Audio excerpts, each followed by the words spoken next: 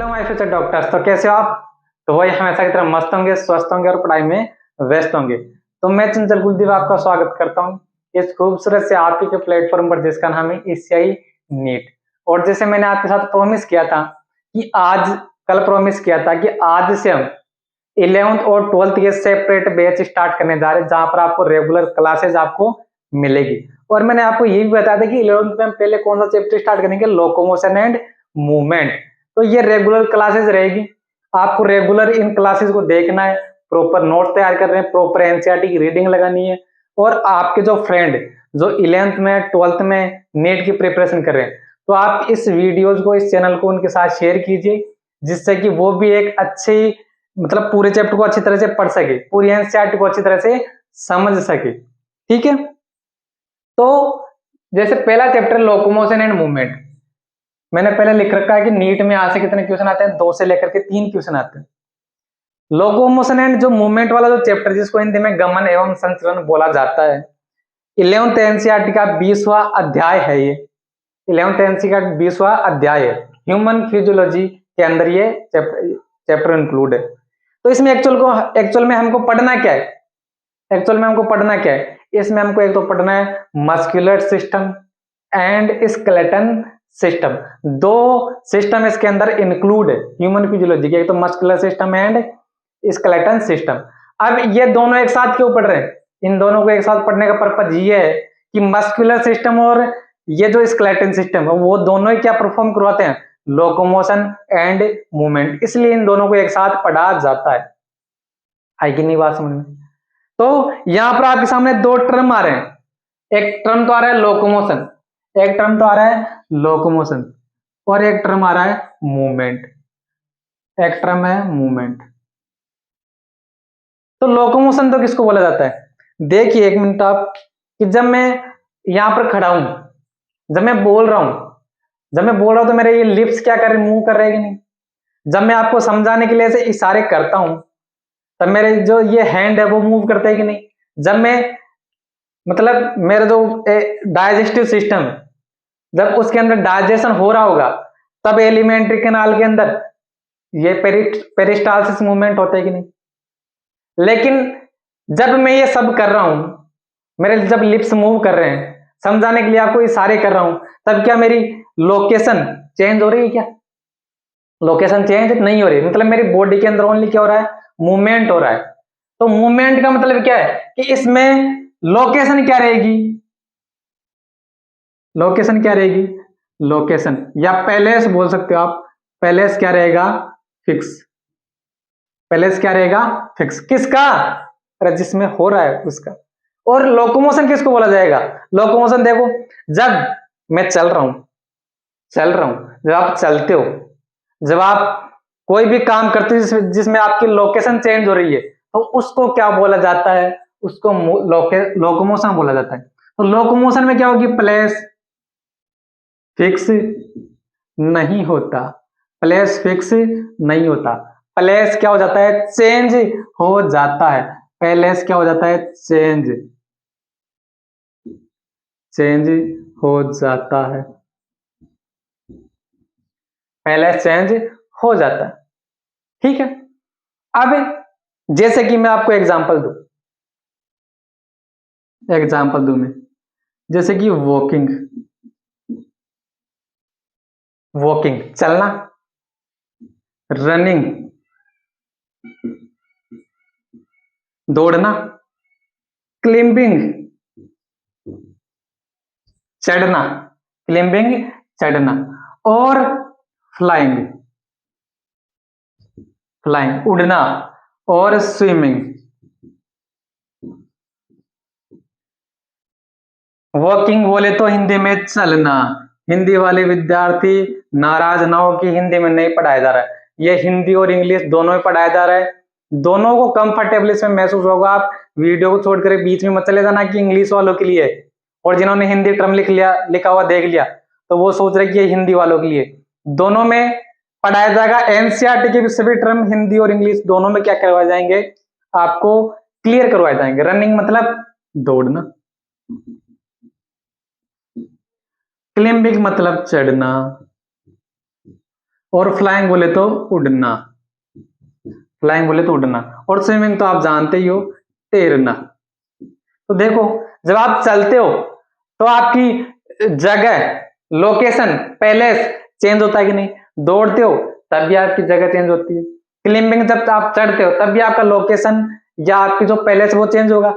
उड़ रहे हो आप तो नहीं उड़ते, जब बर्ड्स उड़ते हैं, और या फिर जब आप तैरते हो तब उस दौरान आपकी लोकेशन चेंज होती है कि नहीं आपकी। तो ये जो सभी के सभी मूवमेंट है, ये सभी के सभी जो मूवमेंट है वो कौन से मूवमेंट है? Locomotory movement.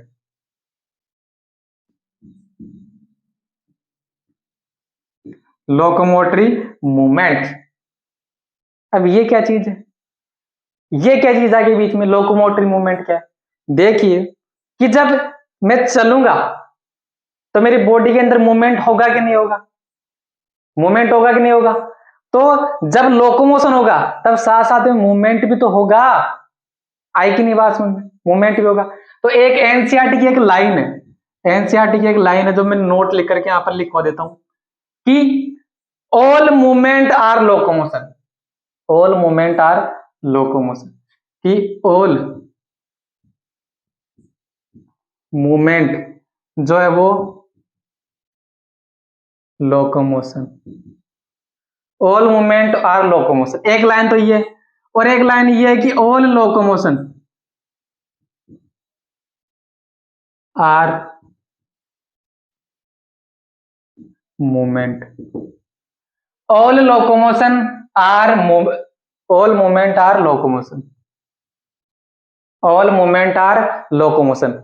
एक लाइन तो ये है कि ऑल मूवमेंट आर लोकोमोशन, कि जब भी मूवमेंट होगा तब क्या लोकोमोशन होगा?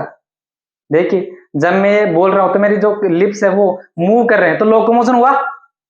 नहीं हुआ ना। तो ये जो पहली लाइन है ऑल मूवमेंट आर लोकोमोशन, तो ये क्या है? गलत है। तो ये लाइन क्या है? फॉल्स, फॉल्स है ये, मतलब गलत, हिंदी वालों के लिए गलत। लेकिन दूसरी बात देखिए आप कि ऑल लोकोमोशन आर मूवमेंट, कि जब लोकोमोशन होगा तब क्या मूवमेंट होगा? हाँ बिल्कुल होगा। जब आप चलोगे, गति करोगे, तब हमेशा मूवमेंट देखने को आपको मिलेगा। तो ये जो नीचे वाली लाइन है वो क्या एकदम ट्रू लाइन है। दिख रहा है ना? सब कुछ आ रहा है। तो ये जो आपकी एनसीईआरटी की लाइन है,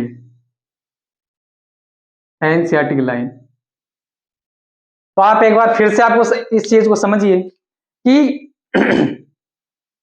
लोकोमोशन तो किसको बोला जाता है? लोकोमोशन उसको बोला जाता है जिसमें आपकी पैलेस या लोकेशन चेंज हो रही हो।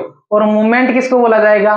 जहां पर आपकी पैलेस या लोकेशन चेंज नहीं होती है। तो एक बात आप ये भी समझिए कि जब भी मूवमेंट होगा, जब भी मूवमेंट होगा तो ये जरूरी नहीं है कि लोकोमोशन हो, लेकिन जब भी लोकोमोशन होगा तब हमेशा मूवमेंट होना तय है। तो दोनों लाइनें आपको समझ में आ गई। अब ये जो नीचे मैंने एग्जांपल लिखे हैं वो भी आपके एनसीईआरटी के ही हैं। जब आप ये पैराग्राफ, पहला पैराग्राफ पढ़ोगे ना, तब आपको ये एग्जांपल देखने मिलेगी, walking, running, climbing, flying, swimming. तो इनमें लोकेशन चेंज हो रही है कि नहीं हो रही? लोकेशन चेंज हो रही है। तो ये मूवमेंट तो है ही, लेकिन कौन से मूवमेंट है ये लोकोमोटरी मूवमेंट है। आई कि नहीं बात समझ में? तो ये पहले पैराग्राफ का एक इंट्रोडक्शन था। तो जो इंट्रोडक्शन आपको दिया होता है, ऐसा नहीं कि उसको छोड़ दिए, छोड़ दो आप। वो चैप्टर की सोल होती है, वो आत्मा होती है। पूरा का पूरा चैप्टर उसमें समाया होता है। आपको वहां पर यह पढ़ना होता है कि चैप्टर को पढ़ना क्यों, इसकी रिक्वायरमेंट क्या है, हमारी लाइफ में क्या रिक्वायरमेंट है। समझ रहे हो आप? तो ये जो पहला पैराग्राफ है इसको जब आप ध्यान से पढ़ोगे तब ये सारी चीजें आपको वहां पर देखने को मिलेगी। तो मैं एक बार साइड में हट जाता हूं, आप इसको कॉपी में उतार लो, लिख लो, नोट कर लो। तो मैं साइड में हटा, तो ये आपने शायद लिख लिया होगा, तो मैं इसको रफ कर देता हूं। आप मेरे को पॉज कर सकते हो, मेरे को रोक सकते हो। आपके पास वो पॉज वाला जो बटन है आप उसका इस्तेमाल कीजिए और मेरे को आप स्थिर कर दीजिए, स्थिर कर दीजिए। स्थिर से मेरे को याद आया कि जब ये चैनल बना था, जब ये चैनल बना था ना, तो दूसरे तीसरे दिन एक कमेंट आया था। वो कमेंट में आपको दिखाऊंगा भी कि चैनल क्यों बना रहे हो, 2 महीने बाद में बंद तो करना है ना। तो मैं जिन्होंने कमेंट किया था उनकी जानकारी के लिए बता दूं कि आने वाली जो 5 नवंबर है, तो 5 नवंबर को इस चैनल को बने हुए पूरी 1 साल हो जाएगी, लेकिन फिर भी बंद नहीं हुआ है और आने वाले समय में भी बंद नहीं होगा। ग्रो ही मिलेगा आपको, नीचे जाता हुआ नहीं मिलेगा। आप समझे कि नहीं बात को? हाँ, तो आप विश्वास कर सकते हो कि मैंने जब रेगुलर क्लासेस बोल दी तो बिल्कुल रेगुलर क्लासेस होंगी, लेकिन आपको मेरे साथ जुड़ करके रहना होगा और साथ में मैं जो बोर्ड पर लिख रहा हूँ उसको साथ साथ में नोट करना होगा। मैं जो टास्क दूंगा आपको वो भी डेली आपको कंप्लीट करना होगा। एनसीईआरटी की रीडिंग भी आपको लगानी पड़ेगी, टेस्ट भी देने पड़ेंगे, डीपी भी सोल्व करनी पड़ेगी, सब कुछ करना पड़ेगा, तभी तो जाकर के आप उससे वो जो व्हाइट कोट होता है उसको धारण कर पाओगे, जो वो जो स्टेथोस्कोप होता है उसको गले में डाल पाओगे। उसको ऐसे नहीं कोई भी डाल लेता है, जो उसकी परमिशन ही नहीं है आपको, पहली बात। और जब आप वो डालोगे स्टेथोस्कोप, तब वो जो फीलिंग है ना, उसका फीलिंग का मजा ही कुछ अलग है। ठीक है, तो वो अगर आप मजा लेना चाहते हो तो एनसीईआरटी में आपको पूरी कवर करनी पड़ेगी। अभी जिनकी पहली रैंक आई है तनिषा यादव, उनका इंटरव्यू सुनना आप, तो उन्होंने भी यही बोला है और सभी टीचर भी ये बोलते हैं कि एनसीईआरटी एनसीईआरटी एनसीईआरटी, बायो में एनसीईआरटी की आपकी माई बाप है, तो उसको बिल्कुल भी आपको छोड़ना नहीं है, एक एक लाइन क्लियर करनी है। देखिए वैसे तो मैं जो ये लाइनें लिखा रहा हूँ, चलना दौड़ना, ये सारे के सारे लोकोमोटिव मूवमेंट, तो ये एनसीईआरटी में लिखी हुई है, लेकिन मैं आपको नोट क्यों करवा रहा हूँ? क्योंकि जब आप नोट करोगे तो वो आपके दिमाग में बैठ जाता है। आई बात समझ में? हाँ, समझ में आ गई होगी। आप वैसे अच्छे बच्चे हो तो आपको जल्दी समझ में आ जाता है। ठीक है, तो अगली जो हेडिंग है, अगली जो हेडिंग है, locomotory structure of different organism. Locomotory structure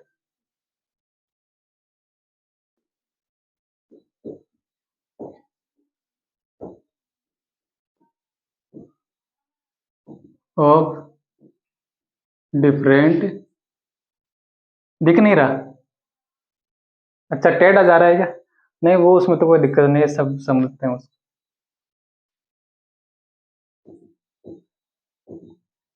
different organism, अब देखिए इसका मतलब क्या है।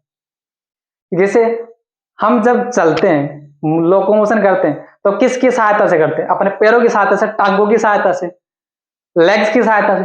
लेकिन इस पूरी अर्थ पर अकेले हमें तो लिविंग ऑर्गेनिज्म नहीं है ना, और भी ऑर्गेनिज्म है, और भी ऑर्गेनिज्म है कि जो लोकोमोशन करते हैं, मूवमेंट भी करते हैं। तो फिर उनमें भी क्या पैर पाए जाते हैं? जैसे आप बाहर जो बकरी देखते हो उसमें पैर है, बाहर जो घोड़ा देखते हो उसमें पैर है, लेकिन जो समुद्र में रहने वाले जो जीव है, जिन जैसे पूरी फेरा है, क्या उसमें पैर है? सिलेंट्रेटा, उसमें पैर है। तो अलग अलग जीवों में लोकोमोशन के जो लोकोमोटरी स्ट्रक्चर है वो भी क्या होती है? अलग अलग होती है। अब जैसे मैंने ये टर्म बोला अभी कि लोकोमोशन सभी जीवों में होता है, तो क्या ये लोकोमोशन एक्चुअल में सभी जीवों में होता है? ये भी एनसीईआरटी की लाइन, ये भी एनसीईआरटी की लाइन, अभी नोट कर लेना, मैं इसको लिखवा दूंगा आपको। कि जो बाहर पेड़ खड़ा हुआ है, क्या वो चलता है? बाहर पेड़ खड़ा हुआ वो क्या चलेगा? जैसे पूरी फेरा है, क्या वो चलता है? तो फिर उनमें तो लोकोमोशन होता ही नहीं है। तो क्या फिर हम ये बोल सकते हैं कि लोकोमोशन सभी लिविंग ऑर्गेनिज्म का स्पेसिफिक कैरेक्टर है? तो सभी जीवों में लोकोमोशन हो ऐसा पॉसिबल नहीं है, ऐसा कोई जरूरी नहीं है। आप देखते हो ना बाहर जो पेड़ है, जाकर के देखो, ऐसा थोड़ी है कि आज जो पेड़ आपके घर पर खड़ा हुआ है वो कल चल करके बाहर आपके घर के बाहर चला गया। तो लोकोमोशन सभी जीवों में नहीं होता, लेकिन मूवमेंट सभी जीवों में होता है। कैसे? कैसे? जब पेड़ इतना सा था, जब उसने ग्रो किया तो इतना सा हो गया, तो उसने मूवमेंट किया कि नहीं? आपने एक नाम सुना होगा, सनफ्लावर, सूरजमुखी। तो जिस तरफ सन का सनराइज होता है, सूरजमुखी का जो पेड़ है, पेड़ या वो पौधा होता है, वो उस तरफ जैसे जैसे सूरज घूमेगा, सन घूमेगा, तो वो भी उसकी तरफ, उसकी डायरेक्शन में घूमने लगता है। जब फूल सुबह खिलता है तो वो मुरझाया हुआ होता है, सुबह होते ही वो क्या हो जाए, खिल जाता है कि नहीं। तो उसके अंदर मूवमेंट हुआ कि नहीं, मूवमेंट हुआ कि नहीं। तो मूवमेंट जो है, मूवमेंट सभी जीवों का डिफाइनिंग कैरेक्टर है, लेकिन लोकोमोशन सभी जीवों का डिफाइनिंग कैरेक्टर नहीं है। तो मैं यहां पर एक लाइन लिख सकता हूं कि specific character of, specific feature of, specific feature of living organism. कौन है वो स्पेसिफिक फीचर, वो है मूवमेंट।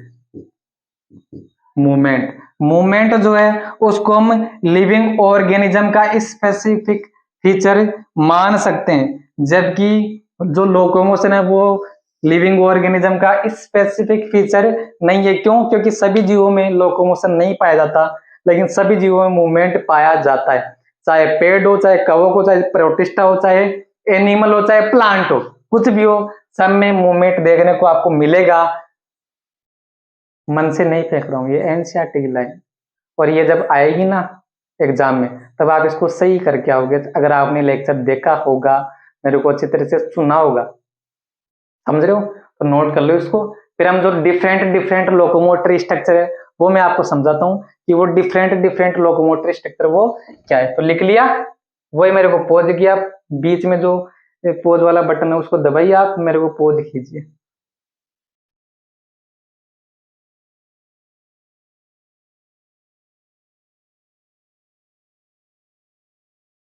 तो डिफरेंट डिफरेंट लोकोमोटरी स्ट्रक्चर क्या है वो देखिए।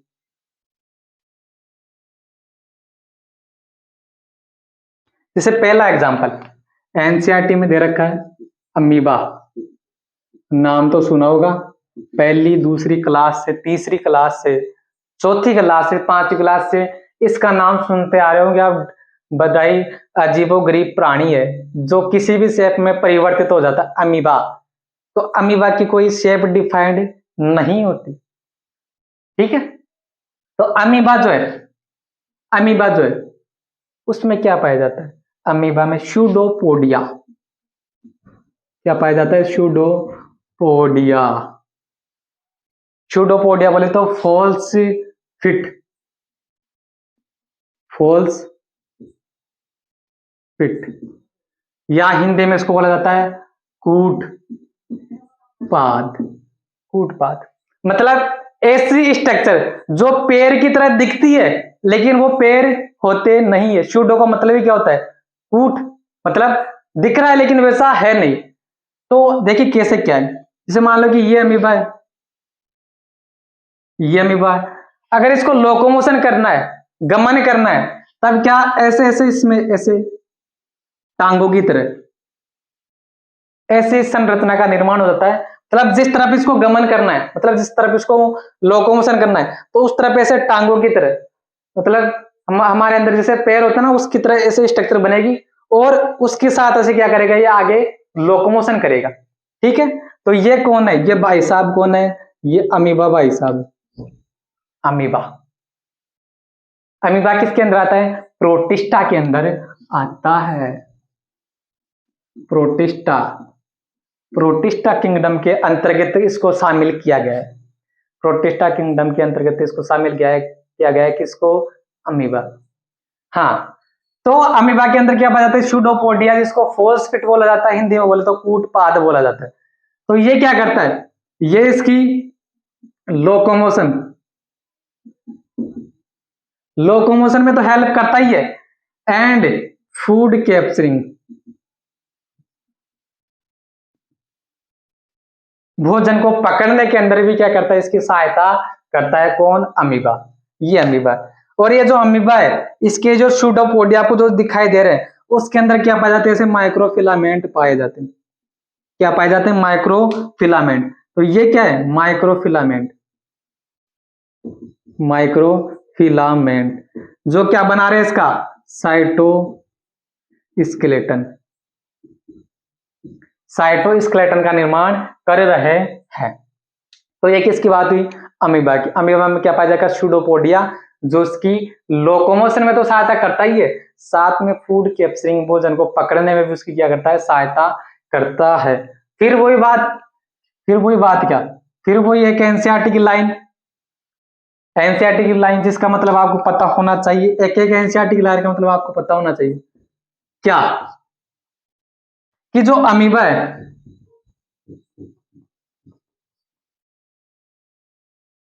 अमीबा के अंदर streaming movement, streaming movement of protoplasm, streaming movement of protoplasm पाया जाता है, जिसको क्या बोला जाएगा, साइक्लोसिस,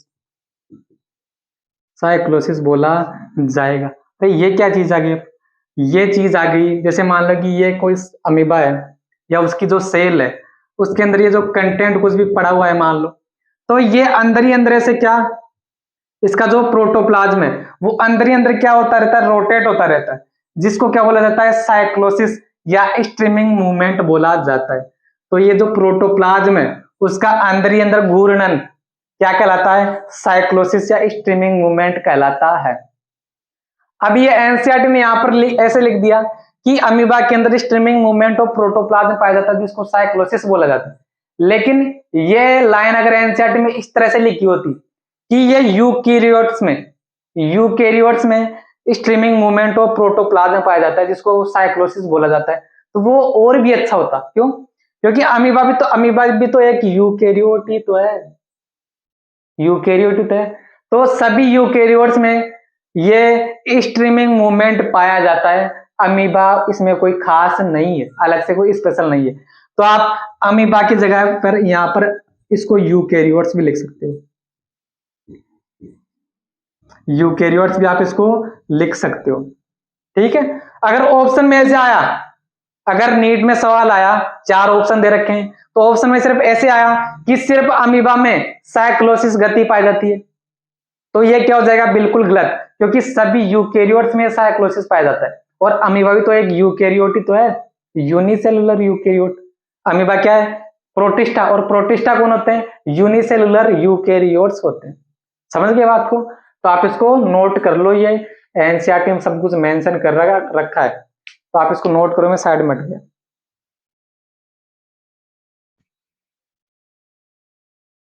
नोट कर लिया आपने?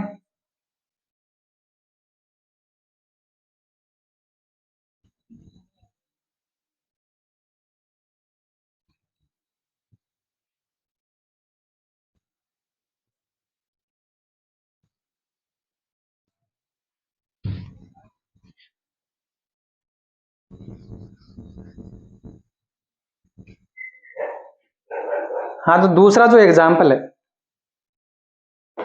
जो दूसरा एग्जाम्पल है वो है पेरामीशियम, पेरामीशियम, पेरामीशियम। पैर में क्या पहनते हो, चप्पल पहनते हो, तो नाम भी उसका ऐसा ही है, पेरामीशियम, मतलब पैर में चप्पल पहनते हो तो चप्पल की तरह से क्या होती है, इसकी स्ट्रक्चर होती है। कैसे, ऐसे मानो आप इसको,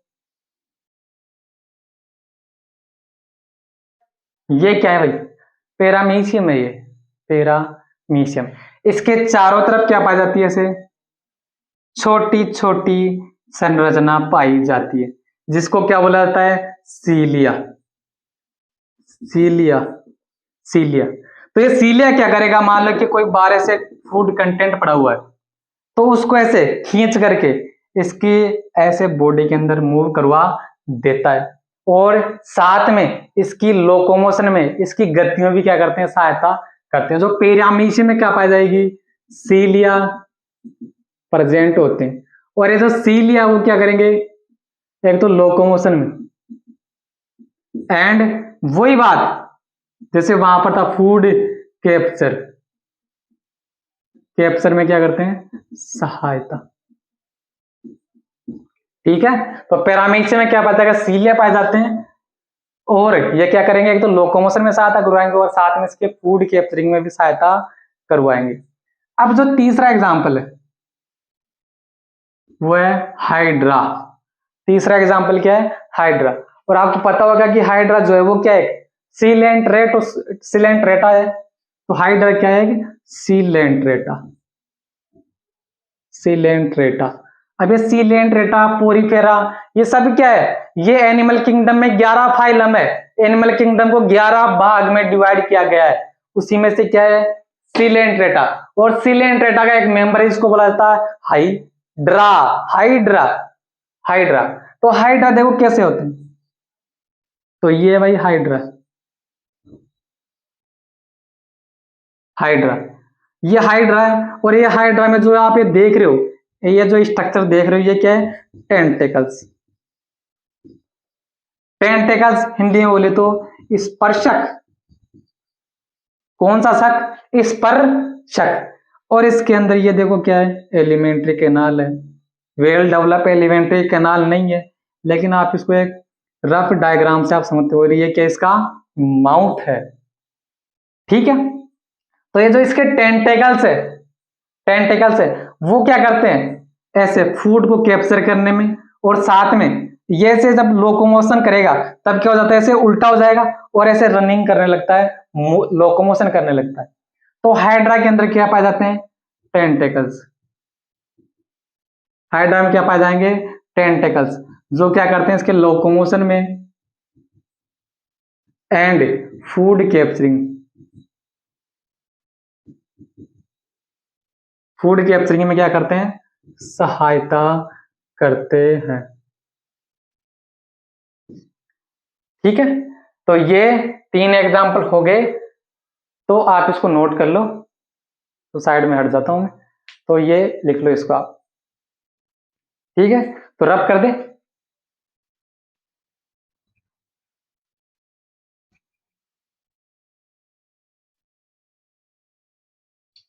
टेंटिकल्स किसमें पाया जाता है? हाइड्रा में। देखो शुरू शुरू में मैंने आपको क्या बताया कि अमीबा में क्या पाया जाता है? स्यूडोपोडिया, जो कि क्या करेंगे? फूड कैप्चर और लोकोमोशन में सहायता।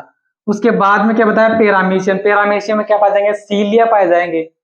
और हाइड्रा में क्या पाए जाएंगे? टेंटिकल्स पाए जाएंगे, स्पर्शक पाए जाएंगे। ऐसे ही अर्थवर्म में क्या पाई जाएगी? चींटी पाई जाएगी। इंसेक्ट में क्या पाए जाएंगे? 3 जोड़ी टांगे पाई जाएगी। और मछलियों में क्या जाएंगे? क्या पाए जाएंगे? फिन्स पाए जाते हैं, या फिर पखने पाए जाते हैं। तो जो चौथा एग्जाम्पल है हमारा, तो फोर्थ एग्जाम्पल है अर्थ वर्म, अर्थ वर्म, केंचुआ। हिंदी में बोले तो केंचुआ। नाम तो सुना होगा इसका। बारिश के दिनों में आता है, बारिश के दिनों में आता है जालिम, जालिम बारिश के दिनों में आता है। ये पानी के अंदर आता है, वैसे नहीं आता ये भी बड़ा बड़ा रोमांटिक किस्म का वो है, एनिमल है। जब बरसात होती है ना तभी बाहर निकलता है, ये वैसे बाहर नहीं निकलता ये। हाँ, तो जो अर्थवर्म है इसके अंदर क्या है? सीटी क्या पाई जाती है? सीटी हिंदी में बोले तो शुक पाए जाते हैं, जो कि क्या करेंगे? इसके लोकोमोशन में क्या करेंगे? सहायता करेंगे। अब देखिए कि ये सीटी क्या है, कैसे दिखती है, सब आपको एनिमल किंगडम में पढ़ने को आपको मिलेगा। आप यहाँ पर सिर्फ अभी तो इनको याद रख सकते हो, ठीक है। इत्मीनान रखिए, एनिमल किंगडम भी आएगा।